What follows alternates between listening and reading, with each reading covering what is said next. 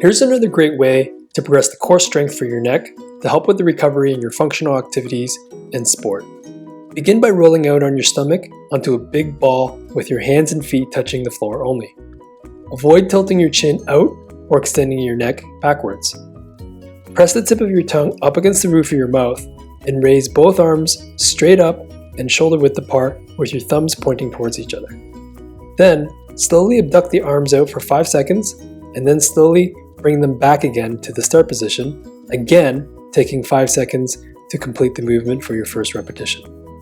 Complete 10 repetitions doing 3 sets 2 times daily.